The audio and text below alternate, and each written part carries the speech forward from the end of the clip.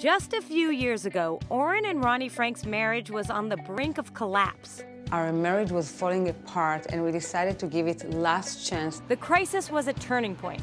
In a last-ditch effort to save the marriage, they tried couples therapy. And for us, it was a wonderful experience because it basically taught us how to communicate with each other.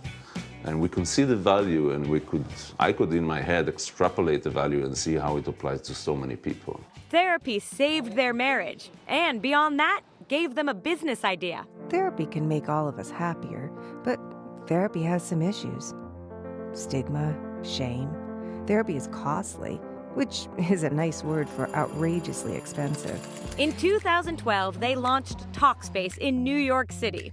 Their idea was to use technology to replace the traditional therapy office visit with something more immediate: unlimited texting directly to a licensed therapist for $25 a week. I'm just taking my phone and I'm texting when I feel the need. Right now I'm anxious, right now I'm overwhelmed. I'm texting you. It feels so normal because this is how I'm communicating with everyone in my life. This is what Talkspace looks like today, but it's not what Talkspace looked like at launch. That version of the company failed miserably. We started with video therapy, actually group therapy, so 5 people are splitting the cost, so that would make the cost much more affordable. We lost a lot of money because we built an entire tech platform to supply that. This was uncharted territory for the couple. Oren's background was in marketing, and Ronnie only recently completed her master's degree in psychoanalysis and psychotherapy. Neither of them really knew the industry, and they weren't sure if the company would survive. Again, Oren and Ronnie faced a big crisis, but this time it was with their business. We lost people, we shuttered our offices, we had no money. But they saw a glimmer of hope in a very unlikely place. We had a link called customer support. And obviously I was sitting there because we were just like 2-3 people, you know, we just started. I think our clients, our members interpreted this name to customer clinical support or therapy support. And I started getting hundreds of emails telling me about their clinical issues. When we said, okay, so we know that people feel very open and very willing to share everything in writing, why don't we do a forum of 2 people? We tested it, we saw traction almost immediately. Turns out all their original ideas about what their customers would want were entirely wrong.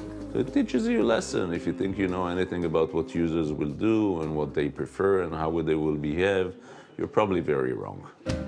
After rejiggering the platform, they rebooted the company and quickly got traction with the one-on-one model, a therapist paired with a single client via text, usually on a smartphone. If you were to come into my office and sit down, it would feel probably a little bit like formal. If you're on your computer or on your app and you're at home and you're in your comfort zone and you don't have to like look at me and see, you know, what my reaction's going to be, then maybe it's a little bit easier for you to share things. Kate Denahan is a licensed clinical social worker. She has an office with the proverbial couch, but finds the flexibility of having clients text her when she's at home much easier and sometimes more effective than the face-to-face appointment. If a client has a very bad day or a crisis happens, they don't have to wait until next week or next month to see me, and so they'll get that immediate response that they're looking for, as opposed to holding those feelings, which can sometimes make people feel worse in the end. Of course, therapy via text is new and largely untested, which means it's not without controversy. So Oren and Ronnie feel that in order to build a company, they need to build trust in the community. That's why they launched their Future of Therapy conference. Ronnie and myself both fell in love with this profession that's called therapy. This first ever gathering, arranged by the startup, attracted therapists, academics, and experts in mental health, clearly placing Talkspace in the crosshairs of an important conversation about modern-day healthcare. The conference, which is inviting people to talk about the advantages and the disadvantages and having hopefully a very honest and open discussion about how to make it better all the time, is a necessity. Therapy is moving online, it's migrating online. I think most of the people involved with this profession will agree with that statement now. there needs to be a place, an area in which the discussion is being handled from a point of view of value. And they hope that place is Talkspace. Therapy for how we live today.